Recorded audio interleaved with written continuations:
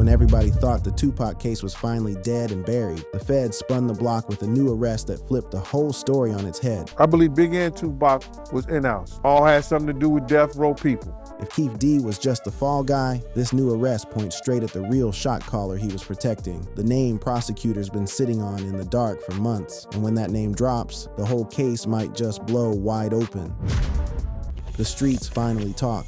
Yo, the game just got flipped on its head. Word on the streets is a brand new arrest just dropped in Tupac's murder case, out of nowhere, like the cops been sitting on a secret nuke for almost 30 years. This ain't no rumor, no YouTube conspiracy. This is a real pull-up, real cuffs, real pressure. And the second that news hit, everybody started side-eyeing one name, Keith D. Yeah, the same dude already locked up, already talking, already waiting on his day in court. Cause if this new arrest connects the way insiders say it does, Keith's whole story might finally crack wide open. Because here's what a lot of people don't realize. There were 4 people in that white Cadillac when shots rang out on September 7th, 1996. Keefe D and his entourage get into a white Cadillac. Along with Keefe D, the driver is a guy named Terrence Brown. They call him Bubble Up. Behind the driver is DeAndre Smith. He's in the left rear passenger seat. And Keefe D's nephew, Orlando Anderson, he's sitting behind the right front passenger seat. 3 of them, Orlando Anderson, DeAndre Big Dre Smith, and Terrence Bubble Up Brown, are all dead now, which leaves Keefe D as the only living witness to what really went down. But that doesn't mean the investigation stops with him. The prosecution revealed evidence from a 2006 interview with another gang member who implicates Davis in the murder, someone who gave testimony before Keefe D ever started running his mouth publicly. That means there's at least one other person out there who knows what happened and who talked to the police about it years ago. But even more explosive than that, the allegations about who might have been pulling strings behind the scenes. Keith D himself is pointing fingers at Reggie Wright Jr., the former head of security at Death Row Records. And that's just scratching the surface of who might have been involved in orchestrating what happened that night. So while the media been focused on Keith D sitting in Clark County Detention Center, the real question everybody in the streets is asking is, who else knew what was about to go down? Who else should be sitting in handcuffs? And why did it take 27 years to arrest anybody when multiple people clearly knew what happened? Now let's talk about how we even got here. September 29th, 2023, Las Vegas Metro finally pulled up on Dwayne, Keith D. Davis, and charged him with murder for Tupac Shakur's death. But this wasn't some cold case breakthrough where detectives suddenly found new DNA evidence or discovered a smoking gun. Nah, fam. This arrest happened because Keith D couldn't stop talking about what he did. For years, and I mean years, this man been doing interviews, documentaries, podcasts, basically any platform that would give him a microphone. He wrote a book called Compton Street Legend, where he detailed his life in the streets and his involvement in Pac's murder. He sat down with law enforcement multiple times. He became the go-to guy for any documentary about unsolved hip-hop murders. And in every single one of these appearances, he kept admitting that he was there, in that white Cadillac, when Tupac got shot. So what happens next? And we just came, and I ain't gonna go into the details like that, you know what I'm saying? But, you know, you got it in a book, you done played it, everything else, you know what I'm saying? Why would somebody do this? Why would you openly confess to being involved in murdering one of the biggest rappers of all time? The answer, Keith D thought he had immunity. Back in 2008 and 2009, when LAPD was investigating Biggie's murder, they brought Keith D in and gave him a proffer agreement. Basically a deal where you can talk to the police about crimes, and that conversation can't be used against you. Okay, well, I did a deal with the U.S. attorneys, and U.S. attorney, and the dude was from D.C., Justice Department. You know what I'm saying? I was like, you came out here? He like, yeah, I came out here to get you. Keith D thought this immunity covered everything he said about Tupac's murder. Anywhere he said it, he was dead wrong. Those proffer agreements only protect what you say during those specific law enforcement interviews. They don't give you a free pass to go on every YouTube channel in existence and brag about your involvement in a murder. And they damn sure don't protect you when you're profiting from those confessions by writing books and getting paid for documentary appearances. But let's back up and talk about what happened that night, because understanding understanding the sequence of events is crucial to understanding why Keefe D's arrest is just the tip of the iceberg. September 7th, 1996, Tupac and Suge Knight had just left the Mike Tyson fight at the MGM Grand. In the casino lobby, Pac and his death row crew jumped Orlando Anderson, a Southside Compton Crip who tried to snatch a death row chain weeks earlier. The whole beatdown was caught on surveillance cameras. After leaving the MGM, Pac and Suge headed toward Club 662 in Suge's black BMW. Around 11:15 p.m., they stopped at a red light on Flamingo Road and Colville Lane. That's when the white Cadillac pulled up on the passenger side, right where Pac was sitting. We was coming up from Flamingo and got to the light. We was gonna go drink and smoke some weed, and he happened to be hanging out the window. He's hanging out the window like he was in a parade. Tupac. Yeah, he was. At least 13 shots were fired. Tupac took 4 bullets, one through his lung, another to his pelvis, plus hits to his hand and thigh. Suge caught shrapnel but survived. 6 days later, on September 13th, Tupac was dead at 25 years old. Here's what makes this whole thing even more twisted. Keefe D admits he was in the front passenger seat. Did you actually see a gun? No, once he got to reaching, I got to ducking. So someone from your car That's what happened. started shooting at Tupac and Suge. Lane starts blasting.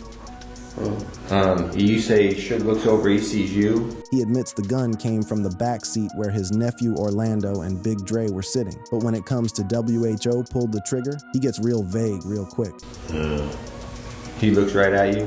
Yeah, he looked at him. For 27 years, this case stayed frozen. Orlando Anderson was questioned but never charged, then got killed in a Compton shootout in 1998. Big Dre, dead. Bubble Up, dead. Everyone who could have corroborated or contradicted Keefe D's story was gone, which left him as the last man standing and the only one still talking. But while Keefe D was out here monetizing his story, Las Vegas prosecutors were watching and building a case. On July 17, 2023, they executed a search warrant on his Henderson, Nevada home. They found documents and materials that backed up what he'd been saying publicly. 2 months later, they arrested him. Now here's where it gets really interesting and why this arrest might not be the end of the story. See, there are people close to this case, people who were there that night, who are saying Keefe D's version of events doesn't add up. Think about what that means. If people from inside Death Row Records had something to do with Pac's murder, then the whole gang retaliation narrative falls apart. The MGM beatdown becomes just convenient cover for something way more calculated. And Keefe D and his crew, they might have been tools in someone else's plan, or they might have been in the right place at the right time while other people made sure Pac would be vulnerable. How did they know where Pac would be? How did they know what route he'd take? How did they end up at that exact intersection at that exact moment when Pac's car was stopped at a red light? When he looks over at you,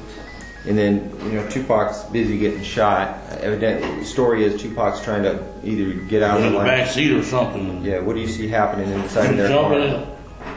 I seen a bullet going Suge head. I thought he was dead. The story goes that it was pure chance. They were driving around looking for death row people to retaliate against, and they just happened to spot Pac at that light. But a lot of folks in the streets ain't buying it. Too many coincidences. 2, perfect timing. And too many people with motives that had nothing to do with gang beef. Which brings us back to the question we started with. Who else was involved? Because prosecutors charged Keefe D even though he admits he wasn't the shooter. If he was part of the crew that carried it out, he's legally responsible. But if that legal standard applies to Keefe D, shouldn't it apply to everyone else who might have had a role? The person who gave them the gun? The people who might have told them where Pac would be? The people at death row who some witnesses claim were celebrating when they found out Pac was dead? That's crooked as a mother. We can get people killed behind it. That's the reality hitting the streets right now. Bigger players were involved. People with more power, more influence, more to lose if the truth came out. And now Keefe D's sitting in jail as the only one being held accountable while those bigger players remain free. The courtroom drama and the immunity question. When Keefe D got booked and arraigned on charges of first-degree murder, a lot of people expected him to sit quiet, let his lawyers do the talking, and play the long game. But that's not how this man moves. From his very first court appearance, Keefe D has been acting like he's the star of his own documentary, instead of a defendant facing life in prison. And the courtroom drama that's unfolded since his arrest has revealed just how complicated this case really is. The first major issue his defense team raised was the immunity question. Keefe D's attorneys argued that Everything their client said in his various interviews, in his book, and in public appearances should be covered under the proffer agreement he made with law enforcement back in 2008 and 2009 when he was interviewed about Biggie's murder. They claimed that because he discussed Tupac's murder during those proffer sessions, and because law enforcement from multiple agencies, including the LAPD, the Las Vegas Police Department, and federal authorities, were aware of what he was saying, he had been granted immunity for his involvement. They should be thanking me, you know what I'm saying? Well, I think what Greg Kading's point was that when, he recorded you did the proffer agreement, all that can't be used against you. But if you choose to do interviews and talk about it again, that can be used against you. The prosecution wasn't having it. They argued that even if Keefe D had limited immunity for specific conversations with law enforcement about the case, that protection doesn't extend to him going on every media platform and publicly confessing to his role in the murder. More importantly, they pointed out that Keefe D had been profiting from these confessions, making money from his book sales, getting paid for documentary appearances, and leveraging his notoriety into an income stream. Under Nevada law, you can't profit from your crimes, and the fact that he was monetizing his involvement in Tupac's murder showed consciousness of guilt. The judge seemed to agree with the prosecution. Multiple motions to dismiss based on the immunity claims were denied, and the case moved forward. But that wasn't the only drama unfolding in the courtroom. They're not only ugly on the outside, but they're ugly on the inside too. Dwayne Keefe D. Davis lashing out at prosecutors during another hearing about releasing him on bail. During one particularly heated bail hearing, Keefe D. started speaking out of turn, getting visibly upset about how prosecutors were characterizing him and his family. But speaking out of turn, Davis says he believes those boxes came from retired LAPD detective Greg Kading, who interviewed Davis as part of the investigation into the death of rapper Notorious B.I.G. In a recorded interview, Davis told Kading what happened in Shakur's case, believing he would have immunity. He was particularly angry about evidence that prosecutors were using against him, specifically boxes of documents and interview transcripts from the original investigations. The prosecution revealed that they had obtained a 2006 interview from a gang member who implicated Davis in Shakur's murder, an interview that was done before Keefe D. ever made his public confessions. Those boxes contain a 2006 interview from a gang member who prosecutors say implicates Davis in Shakur's murder. Makes that statement 2 years before any confession the defendant ever made. This was significant because it showed that law enforcement had evidence against Keefe D. that was independent of his own public confessions. The bail issue became another major point of contention. While Tuesday's hearing centered on that new evidence, the main reason was Davis's bail, the judge denying Davis's first attempt over concerns the man putting up the more than $112,000 was really a middleman.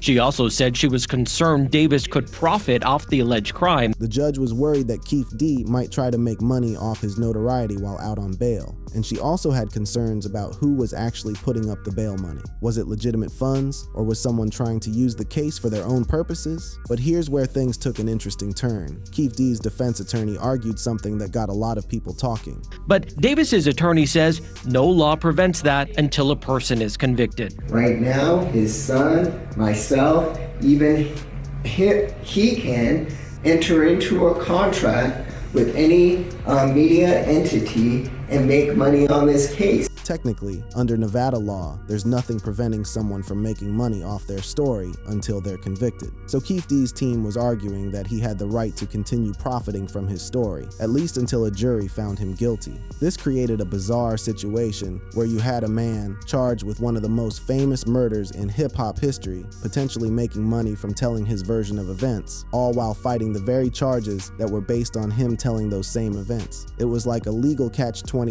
that highlighted how unusual this whole case really was. But perhaps the most explosive moment in the courtroom proceedings came when Keefe D. started making allegations about other people he believed should also be investigated for their roles in unsolved murders in hip-hop. Specifically, he called out Reggie Wright Jr., the former head of security at Death Row Records. Why do they keep asking this crooked cop? You know what I'm saying? Why do they keep asking this crooked cop, man? Just like I said, when he said, bet you Keefe D getting locked up for Tupac murder? And I said, he need to be right in handcuffs with me for Biggie murder, because I know he had his hands in that shit. This wasn't just some random accusation thrown out in desperation. Keefe D was suggesting that if he was being held accountable for Tupac's murder, then Reggie Wright Jr. should be held accountable for Biggie's murder. Reggie Wright Jr. has long been a controversial figure in both murder investigations. As the head of security for Death Row Records and the son of Reggie Wright Sr., a Compton police officer, he was in a unique position, connected to both the streets and law enforcement. Multiple documentaries and investigations over the years have questioned what he knew, when he knew it, and whether he had any involvement in either murder. Keefe D's comments seem designed to do two things. First, to shift some of the focus away from himself and onto others who he believed were also culpable in these unsolved murders. And second, to suggest that the whole narrative about gang retaliation might be more complicated than prosecutors were letting on. Was he saying that there were people at Death Row Records who had their own motives for wanting Pac dead? Was he suggesting that the MGM beatdown and the subsequent shooting were just convenient cover for something deeper? It was way bigger time people that was gonna go down with, you know what I'm saying? A lot of people was gonna go down. If I wouldn't have said nothing, everybody, we'd have lost our whole community, lost all my homies, you know what I'm saying? The case continued to get more complex as the trial date was repeatedly pushed back. Originally scheduled for earlier dates, the trial was eventually postponed to February 2026. The defense argued they needed more time to interview witnesses, examine evidence, and investigate what they called decades-old allegations that might exonerate their client. They claimed to have witnesses who could place Keefe D elsewhere during the shooting, and they wanted time to properly prepare their case. The prosecution, meanwhile, continued building their case. They had Keefe D's own confessions from multiple sources, his book, his documentary appearances, his interviews. They had the search warrant evidence from his home. They had witness statements from people who were in Las Vegas that night and could corroborate parts of the timeline. And they had the forensic evidence from the original crime scene, which, while nearly 3 decades old, still provided crucial information about what happened that night. Under Nevada law, even if you didn't pull the trigger yourself, if you were part of the crew that committed a murder, you can be charged with first-degree murder. It's called the felony murder rule, and it means that everyone involved in the commission of a felony that results in death can be held equally responsible. So even though Keefe D has never definitively said he was the one who fired the shots, and in fact, he's consistently said the shots came from the back seat where his nephew and Big Dre were sitting, he can still be convicted of murder because he admits he was in the car, admits he had a role in what happened, and admits it was retaliation for the MGM incident. The street started really paying attention when social media got involved. Every court hearing was being live tweeted, analyzed on YouTube, and debated in hip-hop forums across the internet. Public opinion was split down the middle. Some people thought Keefe D was finally getting what he deserved after years of bragging about his involvement and profiting from Pac's death. Others believed he was being set up as a fall guy, a convenient scapegoat who sealed his own fate by running his mouth, while the real architects of Tupac's murder walked free. The bigger picture and what it all means. Now we're getting to the heart of the matter, and this is where the whole story gets murky as hell, because while Keefe D's arrest might seem like a slam dunk case based on his own confessions, there's a whole segment of people, including some heavy hitters who were actually there during the death row era, who are saying the gang retaliation narrative is either incomplete or straight up false. And one of the loudest voices saying this is Marion Suge Knight himself. Suge Knight was sitting right next to Pac when the shots rang out. He was driving the BMW, he caught shrapnel to his head, and he's one of the few people still alive who can speak to what actually happened that night. And what he's been saying from prison is very different from what Keefe D has been claiming. As the man who is now charged with the murder confessed in 2008 that he was involved and has been saying it very openly in interviews that he handed the gun to a guy named Orlando Anderson, his nephew, and Keefe's story is that Orlando pulled the trigger and shot and fired the shots into the car, which Suge Knight was driving. Tupac was the passenger. When TMZ reached out to Suge Knight after Keefe D's arrest to get his reaction, his response surprised a lot of people. Tell me what your reaction is to the arrest of Keefe D. Well, surprise number one, because I didn't think Keefe D would never get arrested. Nor do I want to see him get arrested. Think about that for a second. Suge Knight, the man who was in the car with Pac, the man who survived the shooting, the man who you'd think would want justice more than anybody. He's saying he doesn't want to see Keefe D arrested. Why would he say that? You know, let's get one thing straight, first and foremost. You know, me and Keefe D played on the same Pop Warner football team. And whatever the circumstances, if he had an involvement with anything, if he didn't have any involvement with anything, who want to see? I wouldn't wish somebody going to prison on my worst enemy. Now, you could interpret Suga's response as just him being diplomatic, not wanting to see someone from his old neighborhood go to prison. But there's another interpretation that a lot of people in the streets been talking about. What if Suge doesn't want to see Keef D arrested because he knows Keef D isn't really the one responsible? What if the arrest of Keef D is actually preventing the real truth from coming out? There's a whole other theory that's been circulating for years, and it goes way deeper than gang retaliation. According to this theory, Tupac's murder and later Biggie's murder were inside jobs orchestrated by people within Death Row Records itself. Not because of any gang beef, but because of money, power, and control. That was something, that was all West Coast, bruh. That was all in-house. If you ask me, that was all in-house. So you believe Tupac and Biggie murder was in-house? I believe Biggie and Tupac was in-house. All had something to do with Death Row people. This claim that both Tupac and Biggie were killed by people affiliated with Death Row Records is explosive, and it's not just coming from random conspiracy theorists on the internet. That's a very strong comment to make, man. Listen, it came from their own mouth. DJ Quick. I think they got one of them bad boy niggas. They said they was gonna get him. Who was they? Had to be Death Row. Somebody affiliated with them. The theory goes like this. By 1996, Tupac was becoming increasingly difficult to control. He was planning to leave Death Row Records, start his own label called Machiavelli Records, and take a significant portion of Death Row's talent with him. There were rumors that Pac was planning to audit Death Row's financial books and expose irregularities, which would have been catastrophic for certain people. In this version of events, the MGM beatdown of Orlando Anderson wasn't the cause of Pac's murder. It was just a convenient excuse that could be used to make his death look like gang retaliation, when it was really something much more calculated. According to this theory, the fact that Keef D and his Southside Crip homies were looking for Death Row people that night, the fact that they happened to have a gun, and the fact that they happened to pull up at exactly the right moment when Pac was most vulnerable, all of that was too convenient to be coincidence. Some people believe that Keef D and his crew were manipulated into being in the right place at the right time, with someone else pulling the strings from behind the scenes. All Southside Crips. One of our little homies said they Death Row guys were going to have a concert at the 662 Club.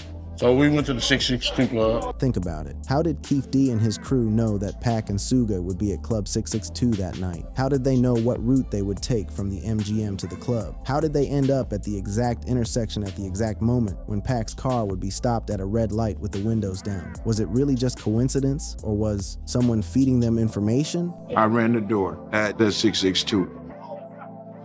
I seen Orlando and them when they pulled up in the Cadillac. When I told my homies, Southside's up here. My homies that was at 662, everybody had their guns. We knew it was gonna be something. But then something happened that throws a wrench into the whole plan, if there even was a plan. Pac and Suga never made it to Club 662. They got caught at that intersection on Flamingo and Caval, and that's where everything went down. The moment is described in vivid detail in Keef D's own words. We would have never seen him. My partner busted you.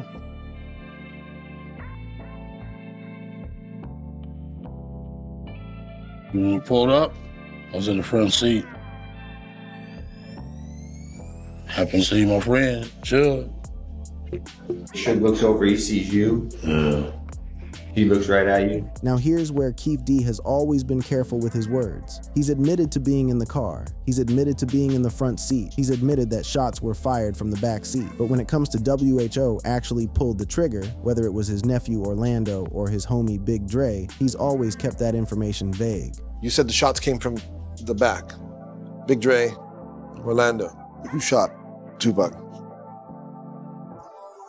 The keeper for the code of the streets. It just came from the back seat, bro. Some people think Keefe D's vagueness about who pulled the trigger is him protecting his deceased nephew's legacy. Others think he genuinely doesn't know, that in the chaos of the moment, with adrenaline pumping and everything happening in seconds, he might not have been able to tell which of the two people in the back seat was doing the shooting. And then there's a third theory, that Keefe D knows exactly who pulled the trigger, but that person isn't who everyone thinks it is, and admitting the truth would expose something much bigger than a gang retaliation. What makes this case so significant and so frustrating is that it's forcing a reckoning with one of the most painful chapters in hip-hop history. The mid-90s, East Coast-West Coast beef destroyed lives, torn apart friendships, and fundamentally changed the culture. Tupac and Biggie, two of the most talented artists of their generation, were killed in their prime. And now, 27 years later, we're still trying to figure out exactly what happened and why. Recent developments have added even more complexity to the case. According to the research documents, there has not been a new arrest directly related to Tupac's murder beyond Keefe D. However, the trial has been repeatedly delayed, now pushed to February 2026, due to emerging evidence and defense requests for more investigation time.